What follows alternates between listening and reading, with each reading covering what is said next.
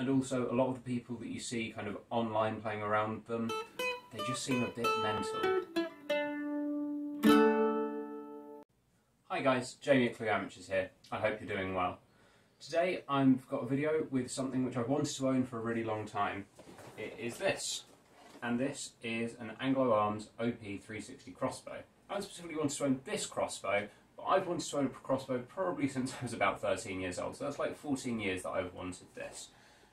But as I finally got to a position where I had the disposable income to buy this, I really started to have second thoughts about it as a purchase, and that's because, in my opinion, crossbows are probably the most dangerous thing you can buy and own in the UK with the least regulation. And I know I'm a responsible person, but I feel they definitely have some negative connotations. They've been used in some quite nasty crimes, if I'm perfectly honest, and also a lot of the people that you see kind of online playing around with them, they just seem a bit mental. Which really worried me, partly about buying it and definitely about making videos with it. So I just want to start off with a disclaimer that I've just bought this for target shooting. Bow hunting in all forms is illegal in the UK, and I will be building a nice thick target for this, setting up a backstop before I start shooting it. So while this is an instructional video on how to put this crossbow together, if you are going to emulate this, please make sure that you then go on to make good choices if you do choose to own and use a crossbow. Right. Let's get this out of the box and let's start putting it together.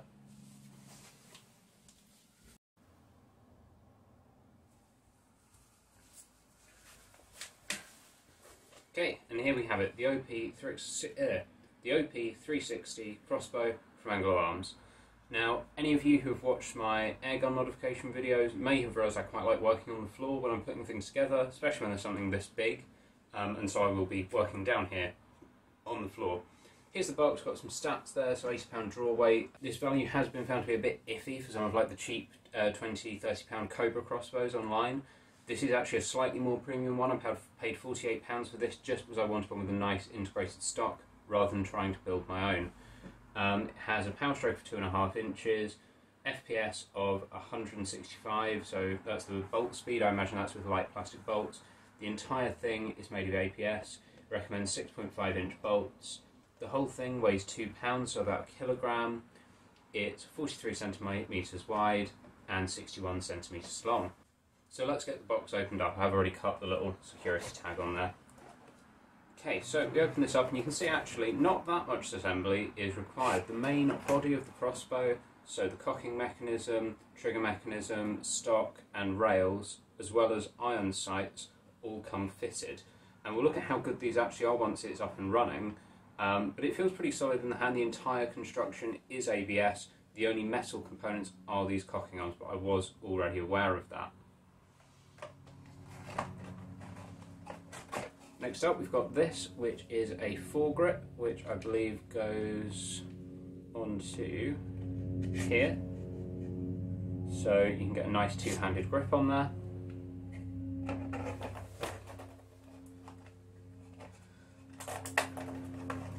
Comes with 3 aluminium bolts. I also bought some plastic ones from Anglo Arms and a few more of these aluminium ones on eBay.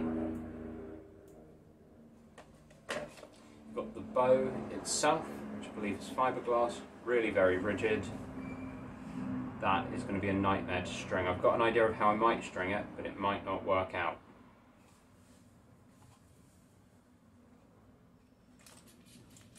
We've got the string, the Allen keys, the bolts, the bow ends, basically all the little bits and bobs we need to put it together. And we have a set of instructions. So let's get this box out of the way and see if we can start following these. Now this is recommended for 2 people to put it together, particularly for the stringing, but I'm going to see how far I can get on my own today. Insert the limb into the stock, placing it between the white lines. Insert the rubber pressure pads either side of the limb and insert the metal spacer with the divot facing towards the stock limb bolts. Carefully tighten the bolt in a clockwise direction, ensuring correct alignment of the white limb lines, rubber pressure pad and metal spacer. Okay, so one thing I'm already impressed with is that actually these instructions are in very clear English. Obviously a lot of products like this are kind of coming out of China, which is fine, but they do then just Google translate the instructions, leaving you with this quite poor translation that's quite hard to use. So there's one rubber spacer Oh no, that is the piece of metal.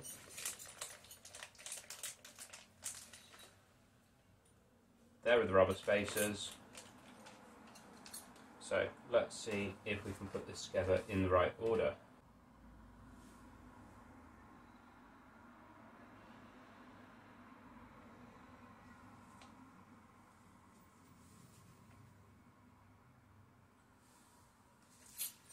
I don't know exactly what size these Allen keys are, but it's the smallest one that you want for putting the limb in.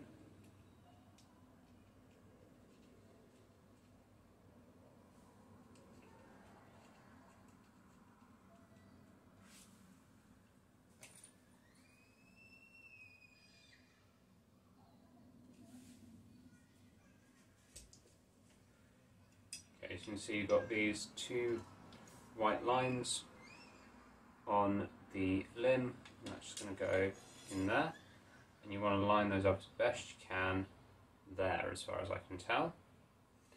Next up, we want a rubber spacer behind, so let's pop one of those in there, and we want a rubber spacer in front, so let's pop one of those in there. Then we take this metal piece, you can see, hopefully see the little divot in the front, you want that facing towards the bolt, and we're going to pop that in front. Now my plan is to get all of this loosely tightened and then align it once there's just a little bit of pressure from that bolt. So let's tighten that up, just hand tight, not even hand tight, like hand loose.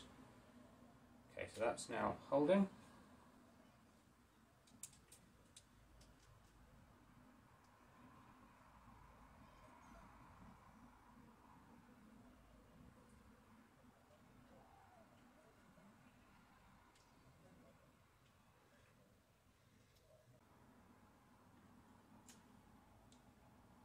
There we have it. So hopefully you can see that we've got the prod or the limbs nicely centered using those two white markers. I'm sure we can always adjust this a bit later as necessary, but I'd rather get it right first time. Next up comes the tricky bit.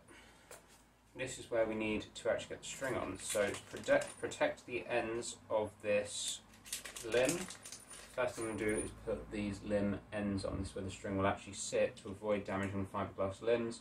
These and the string are replaceable. These are kind of almost consumable parts.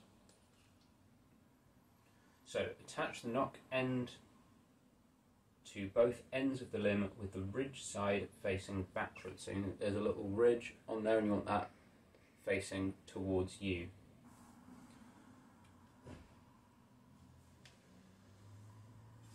Okay, there's one.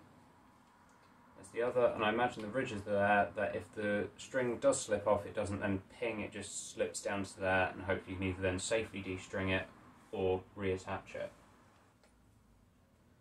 Okay, so here we have a top tip, which is slightly ill-placed in the instructions, but it said for a more professional finish, twist the string 4 to 6 times before attaching to the limb.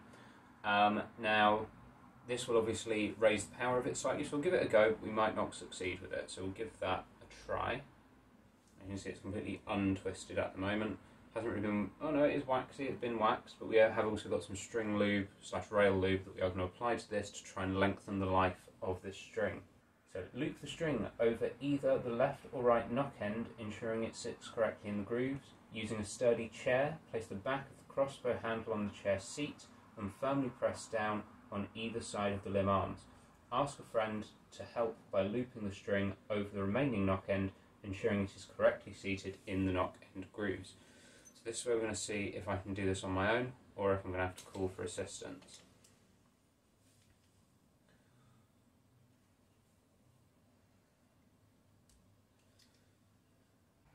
So some of you may notice it is a different day. I am dressed differently, the sun is shining, and that's because this thing took forever to string. I thought, because I've strung a lot of bows in my time, that I would find some clever, easy way of doing this. As far as I can tell, such a thing does not exist. So I'll read to you what the instructions say on how to string this. Where are we? So, using a sturdy chair, place the back of the crossbow handle on the chair seat and firmly press down on either side of the limbs. ask a friend to help by looping the string over the remaining knock ends, ensuring it is correctly seated in the knock end grooves. That was not possible. So I started off on my own. I had a big wodge of material. I was on the floor rather than on a chair, and I was pushing down on these with all the force I could muster. I could not hook this on my own, so I enlisted my girlfriend to help. She couldn't get it on because I could not push hard enough to bend this back to the point where it is strung. Partly because I'm not strong enough, I'm not particularly strong, but even when I put my full weight on it, I weigh 64 kilos, I could not push it back far enough. So what I ended up doing, I have filmed this, but I'm not actually sure if the footage is going to be good enough to include, because it was all a bit chaotic by that point. But I took a length of paracord, and I effectively made a longer version of the string. I put that on, and then I used the cocking device to pull the bow back until my girlfriend could hook the string on, and then I carefully cut away the paracord. Probably not the right way of doing it, but it's loosely based on how you would string a regular recurve bow, and it did work eventually. Now all of that pushing and pulling had set this off centre, so what I did was just loosened that nut off again, recentered it, and put it back in, and that seemed to work fine. So there we have it, that is our strung crossbow. Final things to do aren't actually included in the instructions, and that's just in kind of the handles and the ergonomics. So we're going to start off by putting on this. This is a little foregrip, and that goes onto this front rail here. Now you could use this to put other things on. You could put a torch or a laser maybe if you're that way inclined, but I actually really like this. So we're going to pop that on. It goes that way, and that just slides onto the rail. Now you can have that anywhere from kind of there to way back there. That for me is super uncomfortable because I have quite long arms, so I'm going to put it in the most forward position that I'm able to. And to do this, all you want to do is take the longest bolts that were included, pop those on, and do them up. Okay, I'm aware I'm pointing the crossbow at myself, but it's quite obviously neither cocked nor loaded, so I'm not too worried by that. Obviously were this, so one of my guns, I would be much more careful with which way I'm pointing it, because there's no visible sign of whether it's charged and loaded.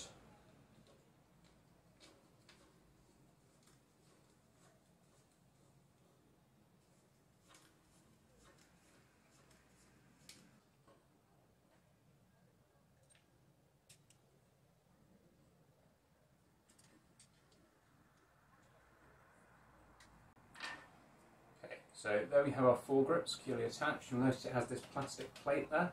That's to make sure your fingers stay under the bow during shooting, and that when you pull the trigger, you have the same number of fingertips before as you do after. Okay. Now the next thing is to adjust this stock. As it is, that's way too close to me. That's super uncomfortable, again, because I have quite long arms. To do that, there are these two bolts here. We're going to remove those. This slides out again on another rail, lots of rails nicely worked into the ABS frame here, and again I'm probably going to slide it out about as far as it will go.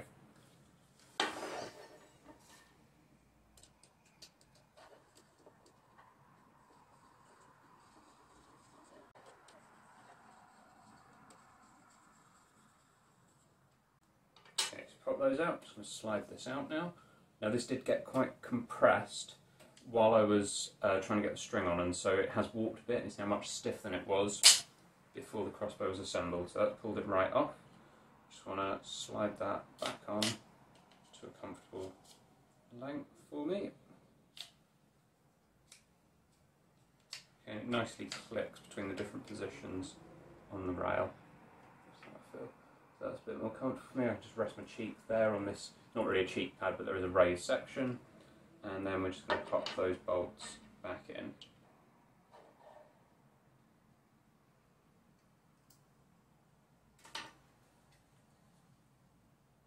There we have it, crossbow assembled. Now the final thing you want to do before you start using it is to liberally apply some of this. This is rail lube. Now obviously this is a very high poundage bow. When you fire it, the string is in contact with these rails and it moves very fast. Given what a nightmare this was to get the string on, you don't want to be having to replace this anytime soon. So what you want to do is take your rail lube and liberally apply it to the string. Now I have already given this one coat when I first assembled it, but you can get some of that on there, and rub that in all over the string. It's quite warm today, so the rail lube is very soft. You're also going to want to apply it liberally to the rails themselves wherever they are in contact with the string, so even trying to get it back here just above the trigger mechanism. Okay, so if you've got plenty on the string, this will then spread onto the rails as you use the crossbow.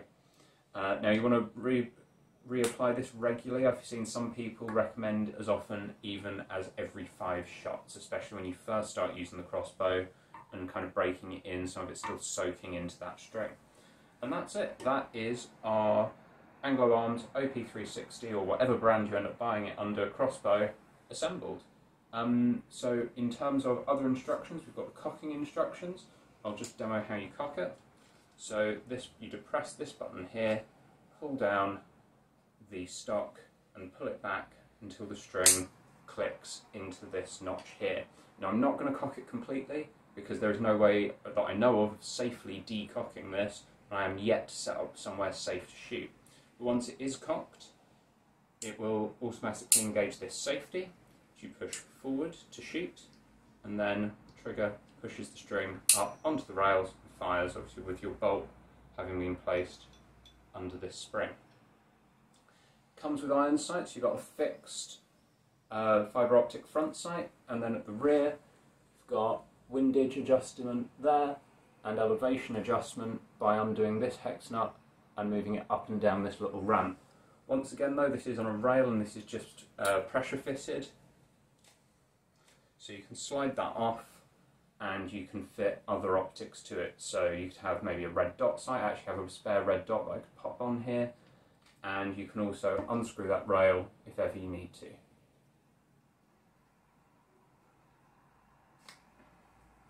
So there we have it. That is all for today for the OP360 crossbow and how to put it together. Hopefully some of you found this helpful. As I've said, I'm not going to shoot this today, but hopefully I will be shooting it soon. My next video with this crossbow, I'll be trying to build a suitable target for £10.